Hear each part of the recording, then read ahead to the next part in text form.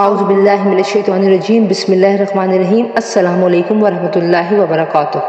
ناظرین، حضرت جابر بن عبداللہ رضی اللہ تعالیٰ عنہ سے روایت ہے کہ ایک مرتبہ ہم نبی کریم صلی اللہ علیہ وآلہ وسلم کے ساتھ سفر کر رہے تھے۔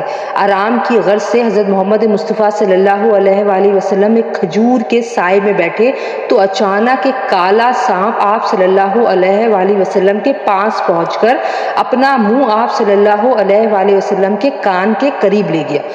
کچھ دیر کے بعد پیارے نبی حضرت محمد مصطفیٰ صلی اللہ علیہ وآلہ وسلم نے اس سانپ کے کان کے قریب اپنا منہ مبارک لے جا کر کچھ فرمایا۔ اس کے بعد وہ سانپ ایسے غائب ہوا جیسے اس کو زمین نگل گئی ہو۔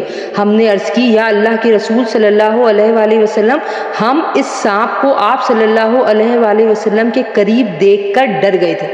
آپ صلی اللہ علیہ وآلہ وسلم نے فرمایا کہ وہ جانور نہیں بلکہ ایک جن تھا، فلاں سورت کی چند آیات بھول گیا تھا، انہی آیات کی تحقیق کے لیے جنات نے اسے بھیجا تھا، تم لوگ موجود تھے اس لیے وہ سانپ کی شکل میں آیا۔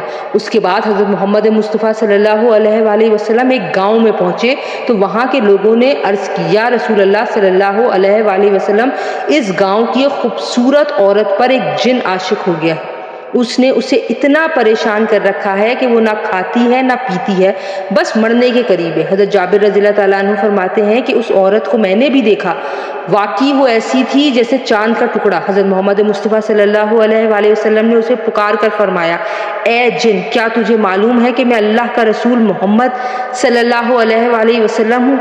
تو اس عورت کو چھوڑ کر یہاں سے چلا جا۔ یہ سنتے ہی وہ عورت صحت یاب ہو گئی اور ہوش میں آنے پر اپنا منہ ہم سب سے چھپانے لگی۔ سبحان اللہ۔